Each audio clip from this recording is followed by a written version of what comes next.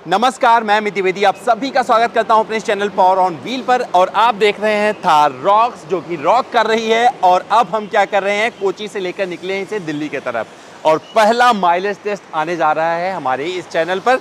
तो अभी एक टैंक में कितना देगी ये आपको बताने वाला हूं। 700 प्लस का रेंज दिखा रही है, लेकिन एग्जैक्टली कितना मुझे मिलने वाला है वो आपको इस वीडियो के लास्ट में पता चल जाएगा। साथ में बताऊंगा ये गाड़ी चलाने में कैसी है, तो मेरा फर्स्ट ड्राइव इंप्रेशन भी यहीं से आपको पता चलने वाला है। बाकी का एक लॉन्ग ड्राइव वीडियो आएगा जो आप इस वीडियो के बाद में देख पाएंगे। तो चलिए शुरू करते हैं और आपको बताते हैं ये थार रॉक्स जो कि डीजल ऑटोमेटिक है, रियर व्हील ड्राइव कितना माइलेज देती है।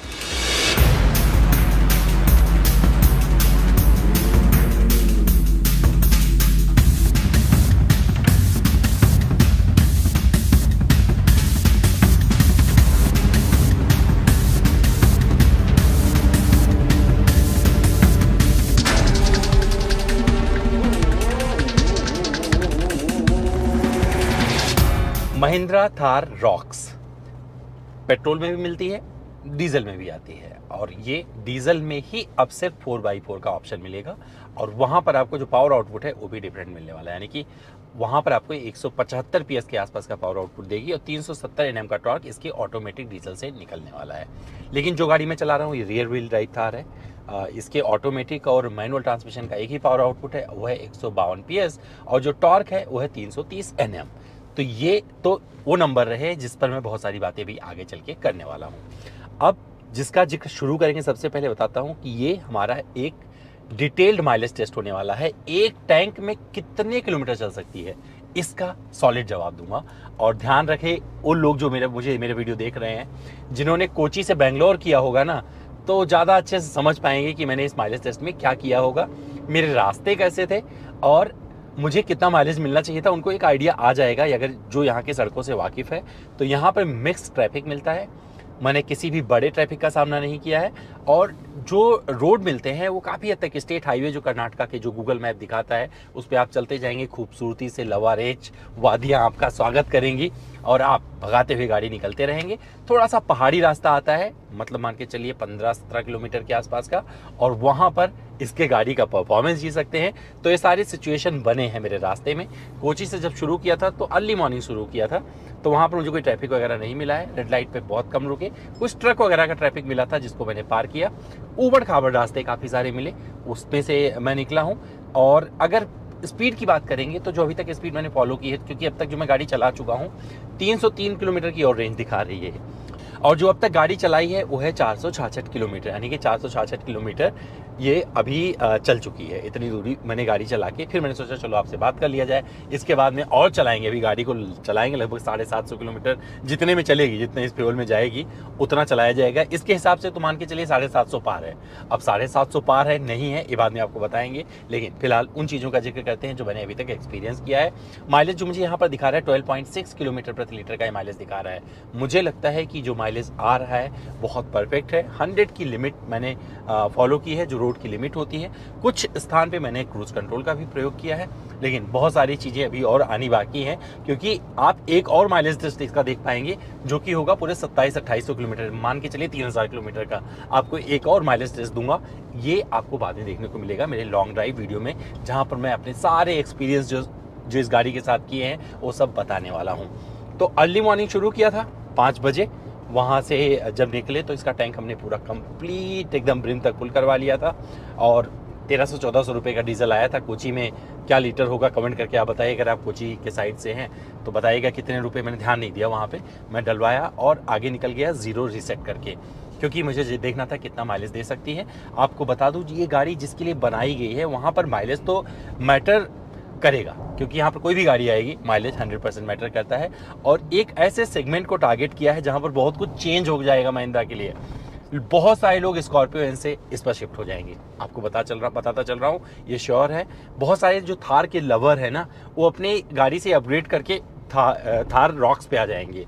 ये भी सच्चाई है, क्योंकि बहुत सारे लोगों ने जिन्होंने थार खरीदी थी उनको बस एक ही शिकायत थी कि भैया उनको पूरा दुनिया जहान मिल गया। लोगों ने मुड़ के देखा, साथ में फोटो खिंचवाई, भरे पानी से निकल गए, नदियां पार कर ली, पहाड़ चढ़ गए, कुछ नहीं छोड़ा। लेकिन जब परिवार को बिठाने की बारी आई तो 3 दरवाजे से मतलब उनको एक्सेस करने में बहुत दिक्कत होती थी, उनका सामान भी नहीं रख सकते थे। तो वहाँ पर ये जो प्रॉब्लम थी, यूटिलिटी स्पेस के नाम पर वहाँ पर कुछ नहीं था। तो ये वो लोग समझ पाएंगे जो थार चलाते हैं। ये थार रॉक्स उनके लिए अलग दुनिया बन गई है और इसने दुनिया जहान की चीज़ें उनके सामने पेश कर दी हैं। तो थार से कंपेयर मत करना, क्योंकि ये complete comfortable premium family car होने वाली है। वो फैमिली कार होने वाली है जिसकी हसरत होती है भैया एसयूवी खरीद लिया जाए। तो ये उनको अच्छी लगने वाली है। और अगर आप सामने देखेंगे जिस तरीके का इसमें ग्रिल, मतलब अंदाज तो आपको सामने से थार वाला नजर आएगा। जब आप ग्रिल का अंदाज देखेंगे तो समझ में आ जाएगा ये थार रॉक्स है। यहाँ पर आपको कई सारे ऐसे फीचर्स मिलते हैं जो थार में था ही नहीं, वो भी मैं आपको बताता हूँ। यहाँ पे एक तो 360 डिग्री कैमरा मिल जाता है जो कि बहुत अच्छे से अपना काम करता है। आप यहीं पे गाड़ी चलाते हुए फोटो वगैरह भी खींच सकते हैं, आगे का पीछे का सब देख सकते हैं। 3D आपको सिस्टम मिलता है, पूरा एक्सेस कर लीजिए। जब आप इसे कम स्पीड में चला रहे होंगे 7, 8, 10 की स्पीड पे, तो ट्रांसपेरेंट बोनट भी मिल जाता है। वो भी बहुत काम का फीचर है, खास करके अगर गाड़ी के नीचे से कुछ जा रहा होगा तो आपको नजर आ जाएगा। और ये फीचर ने अमूमन बहुत सारी प्रीमियम गाड़ियों में देखा था, यहाँ पर अब आपको मिलता है और बहुत सटीकता से काम कर रहा है। पहली बार ऐसा हुआ है, और मैं क्या ही बोलूँ, महिंद्रा से प्यार हो गया यहाँ पे। पहली बार ऐसे हुआ है कि महिंद्रा ने एक हमें गाड़ी दी है जो कि कंप्लीट है, कोई एरर नहीं है, कोई सर्विस ड्यू नहीं है। मतलब पूरा का पूरा एक कंप्लीट पैकेज उन्होंने अपनी गाड़ी में डाल के दिया है। शायद उन्हें पता था भैया ये ऐसी होने वाली है गाड़ी, और जितनी टेस्टिंग उन्होंने की थी इसके बाद कोई कमी रह जाती ना तो लोग ना गाली बहुत देते हैं। इंडिया है ना, तो यहाँ पर लोग इंतहा हो गई इंतजार की, तो ये गाना आपने सुना। वहाँ पे लोग किस तरीके से बेसब्री से थार का इंतजार कर रहे थे। थार 5 डोर के नाम पर मशहूर थी, जब ये आई तो थार रॉक्स इसका नाम हो गया। और जितनी टेस्टिंग इस गाड़ी की हुई है, मुझे नहीं लगता कि इस दुनिया में इतनी टेस्टिंग और भी किसी गाड़ी की होगी। मेरी नॉलेज के हिसाब से बता रहा हूँ, हो सकता है हुई हो, तो आप उसका कमेंट करके बता दीजिएगा, मैं अपने आप को करेक्ट कर लूंगा वहाँ पे। इस गाड़ी में खास चीज़ क्या है, एक प्रीमियमनेस है। फीचर्स भर भर के दिए गए हैं। यहाँ पर बैठने के बाद इस सीट पर आपको कहीं लगेगा कि आप थार में बैठे हैं। जब आप ऊबड़ खाबड़ रास्तों से निकल रहे होंगे और जिस तरीके से इसका सस्पेंशन काम करता है, मतलब भाई साहब गड्ढे पी जाता है और आपके कमर तक कुछ नहीं पहुंचता है। जब आप हाई स्पीड पर होते हैं, वहां पर आप अपने बगल में बैठे बंदे से बात कर रहे होते हैं, ऐसे लगता है जैसे पिन ड्रॉप साइलेंस के बिना, मतलब थोड़ी आवाज तो आती है, एकदम वैसा नहीं, बट आप मतलब अपने आप को सुकून में महसूस करते हैं। मैंने इस गाड़ी को चलाना शुरू किया कोची से, अब तक कितना चला चुका हूं आप मेरे चेहरे को देखिए, ध्यान से देखिए इस चेहरे को, थकावट की एक बूंद नजर नहीं आएगी। और ये इस गाड़ी की खासियत है और इसके फेवर में बोलना इसलिए बेहद जरूरी है।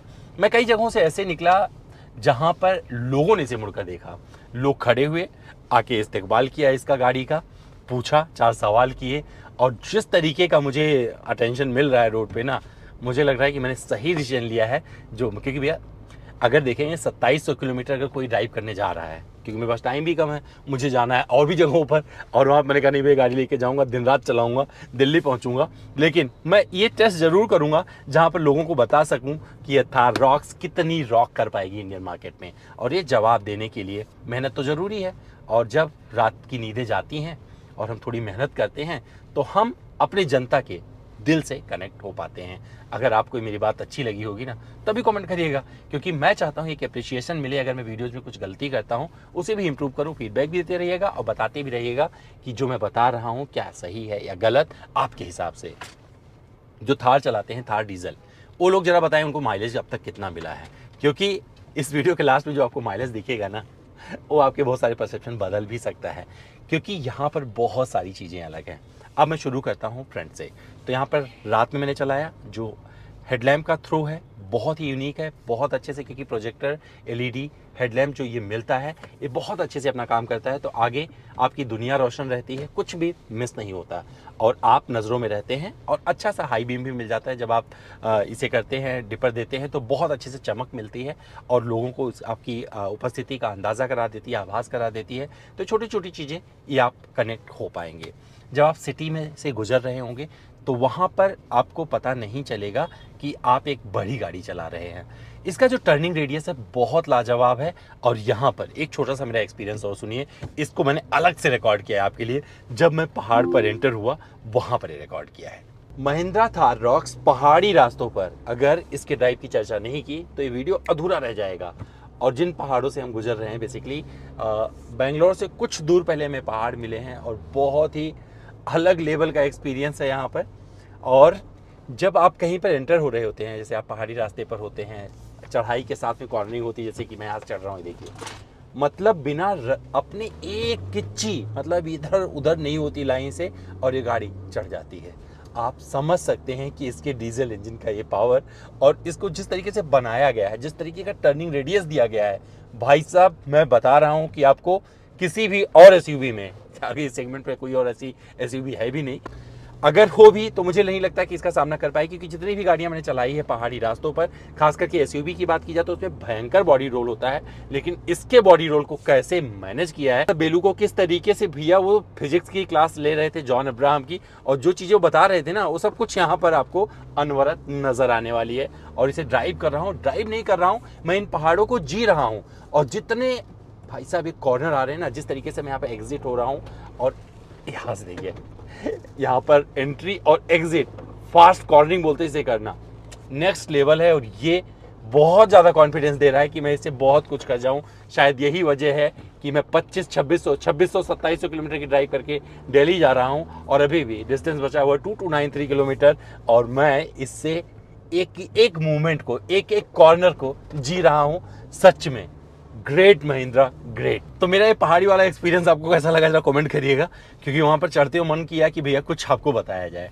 तो ये कोई भी कॉर्नर मतलब ये कहीं से भी डिस्कनेक्ट नहीं होती है, हर जगह आपकी नज़रों में होती है, और जो स्टीयरिंग का फीडबैक होता है आपको वहाँ लेके जाता है, आपको लेन में बना के रखता है, आगे आपको प्रस्थान करने के लिए सचेत कर देता है। जब आप निकलते हो तो सेफ रहते हो। इस गाड़ी को अगर आप चला रहे होंगे तो जो सबसे अच्छी स्पीड होती है, जो मैं इंजॉय कर रहा हूँ, 90 से 100 के बीच में बहुत मज़ा आ रहा है कर्नाटक के स्टेट हाईवे पे।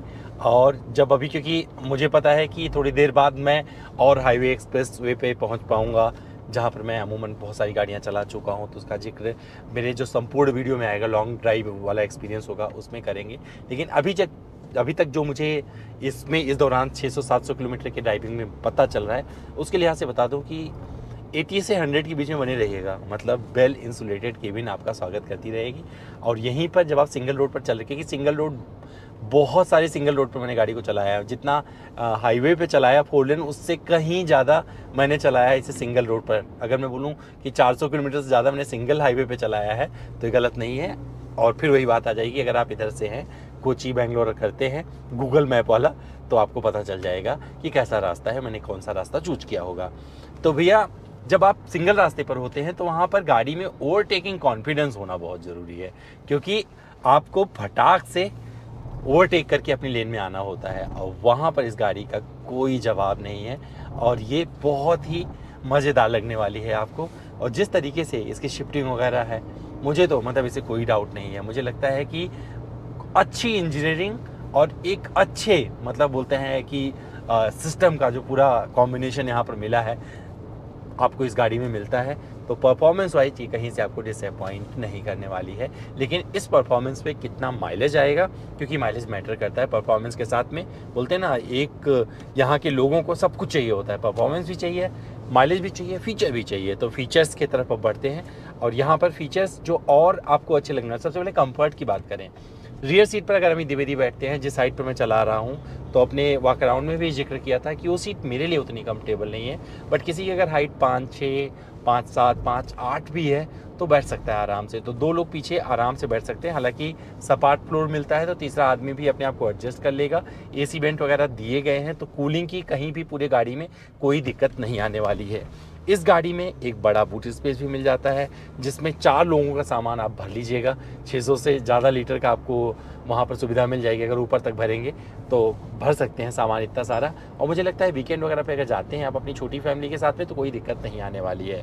ये गाड़ी वो लोग मुड़कर न देखें जिनको अपने 5 लोगों के साथ, मतलब फुल एडल्ट फैमिली है, उनके साथ ट्रैवल करना है, तो ये उनके लिए नहीं है। ये 4 लोगों के लिए बहुत ही कंफर्टेबल, बहुत ही सशक्त, बहुत ही प्रीमियम एसयूवी कहेंगे तो गलत नहीं होगा। तो ये ध्यान रखिएगा, अपना पैसा खर्च करने से पहले, चीज़ें देखने से पहले ये सोचिएगा। जो स्कॉर्पियन वाले हैं पहले ही बता दिया है कि मुझे लगता है इस तरफ जरूर मुड़ के देखेंगे। हालांकि अभी भी XUV 700 से कोई मैच नहीं है। कुछ वर्जन आ जाते हैं उनके, जैसे XUV 700 में आप MX की तरफ बढ़ेंगे तो वहाँ पे कुछ चीज़ें मिलेंगी, बट मुझे लगता है कि XUV 700 वाले पसंद करने वाले इस तरफ नहीं आएंगे। इसकी प्राइसिंग 4x4 वाली काफ़ी ज़्यादा होने वाली है, पर मैं एक चीज़ बता देता हूँ, रियर व्हील ड्राइव थार चला रहा हूँ ऑटोमेटिक में, और यही गाड़ी सबसे ज़्यादा डिमांड में रहने वाली है। 4x4 के सिचुएशन आप सबको पता है कि 4x4 गाड़ी खरीदो, फिर 4x4 का सिचुएशन खरीदो, यानी कि आप एक ऑफ रोड ट्रैक देखो जहाँ पर उसको चला के लेके आओ, यानी कि उसके लिए सिचुएशन बनाना पड़ता है। तो इंडिया की जो नॉर्मल सिचुएशन है, ऊबड़ खाबड़ रास्ते हो गए, थोड़े कीचड़ भरे रास्ते हो गए, गंदे ऊबड़ खाबड़ रास्ते हो गए, ऐसे रास्ते जहाँ पर और गाड़ियाँ नहीं जा सकती, वहाँ पर ही आराम से चली जाएगी। तो इसका सिस्टम आपको कहीं से दुखी नहीं करने वाला है। तो इस गाड़ी में आपको यहाँ पर चिंता करने की ज़रूरत नहीं है, ये चिंता ऑलरेडी महिंद्रा ने टेक केयर कर दी है। सस्पेंशन में कहीं भी आप कोई कंप्लेंट नहीं कर पाएंगे। अगर आप ऊबड़ खाबड़ गड्ढे से किसी मतलब स्पीड ब्रेकर से सडनली कूद भी जाते हैं ना, तो ये उस तरीके से नहीं कि पूरी तरीके से उछल जाती है। और इस गाड़ी में अच्छी चीज़ क्या है, बॉडी रोल आपको कहीं से फील नहीं होता है। ये SUV का कैरेक्टर होता है कि आप SUV में होगा, SUV चलाओगे तो उसमें बॉडी रोल होगा, पर इसमें मुझे ना के बराबर अभी फील हुआ है। हालांकि और चलाऊंगा, अगर फील हुआ तो ज़रूर बताया जाएगा उसको, पर अभी तक जितनी मैंने फास्ट कॉर्नरिंग पहाड़ों में कर ली ऑलरेडी, उसका दिखाया आपको किस तरीके से वहाँ से निकले, और जिस तरीके से हाईवे पर फर्राटा स्टेट हाईवे जो यहाँ के हैं, सर्पाकार रास्तों से होके निकला, ओवरटेकिंग की, मुझे कहीं पे मतलब कोई तकलीफ नहीं हुई। तो अभी मौका है इसे थोड़ा सा और एक्सपीरियंस किया जाए और उस जगह पहुंचा जाए जहां पर मेरे 200 किलोमीटर और पूरे हो जाएं, और दोबारा इसका टैंक भरवा के आपको बताएं कि भैया कितना माइलेज इसने मुझे दिया है। क्योंकि मैं मान के चल रहा हूँ कि 200-250 किलोमीटर और चलाऊँगा तो इसका टैंक खाली हो जाएगा। कंपनी के क्लेम को नहीं, जो मैं बताने जा रहा हूँ वो माइलेज मानिएगा, क्योंकि एक प्रैक्टिकल कंडीशन में किया गया ये माइलेज टेस्ट है। हालांकि एक माइलेज टेस्ट और आपको बाद में देखने को मिलेगा, वो 2700 किलोमीटर या 3000 किलोमीटर वाला होगा।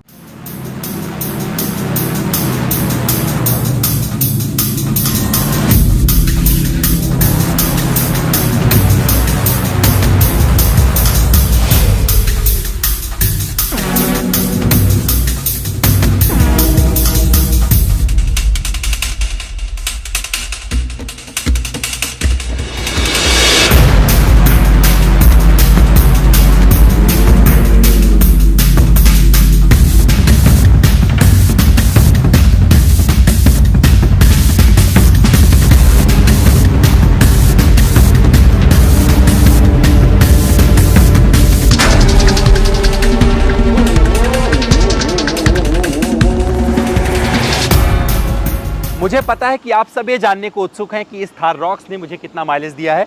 जो गाड़ी चला रहा था मैं, diesel automatic rear wheel drive, और यहाँ से जब मैंने शुरू किया था कोची से, 0 रीसेट किया था और 639 किलोमीटर के आसपास की जर्नी पूरी की। इसके बाद में 51.35 लीटर डीजल फिर इसमें भरा है, मतलब इतना गया है। अभी 100 किलोमीटर की रेंज बची हुई थी और 100 किलोमीटर चला सकता था। और जो मुझे माइलेज इसने दिया है 12.45 किलोमीटर प्रति लीटर का माइलेज आया है। और ये उस कंडीशन में आया है जहाँ पर बहुत सारे ऐसे रास्ते थे जहाँ पर थोड़ा ट्रैफिक टाइप का माहौल था, चल नहीं पा रहे थे, कंसिस्टेंट स्पीड नहीं आ रही थी, हाईवे तक पहुँचने में वक्त लग गया। अब हाईवे पे हम पहुंच गए हैं तो उसका माइलेज बाद में आएगा, क्योंकि अभी हमें डिस्टेंस कवर करना है 2000 किलोमीटर और आपको हम बताएंगे 3000 किलोमीटर में से कितना माइलेज दिया और कैसा परफॉर्मेंस रहा। लेकिन इस वीडियो में बता दें कि भैया इस गाड़ी के लिए मेरे तरफ से हाँ है, इसमें बस 1-2 चीज़ें हैं। जैसे इसका जो इंटीरियर है ना, वो इतना साफ़ सुथरा है कि गंदा होने का चांसेस बहुत ज़्यादा रहेगा। तो जब आप खरीदेंगे तो मन करेगा कवर चढ़वा लो, इतना ज़्यादा साफ़ सुथरा उजला इंटीरियर आपको यहाँ पर मिलने वाला है। इसके अलावा जो फीचर्स दिए गए हैं वो लाजवाब हैं, वो कहीं से आपको डिसअपॉइंट नहीं करेंगे। आप सिटी कंडीशन में चलाएं या फिर हाईवे पे चलाएं, आपको परफॉर्मेंस की कभी भी कमी महसूस नहीं होगी। और जब लगेगा कि आपकी गाड़ी में फीचर नहीं है तो आप गलत हो जाएंगे, क्योंकि इसमें भर भर के फीचर दिए गए हैं। तो एलेक्सा से कनेक्ट हो जाइएगा। इसके बाद अगर ना मन करे कि और कुछ करने का, ड्राइव कर रहे हैं, तो एडाप्टिव क्रूज कंट्रोल लगाइएगा, एडास के कुछ फीचर्स एक्सेस करिएगा और ये आपको आगे बढ़ाती रहेगी और सेफ भी रखेगी। तो हमारा ये वीडियो कैसा लगा कमेंट करके जरूर बताइएगा। इंतजार कर रहे हैं कमेंट बॉक्स में।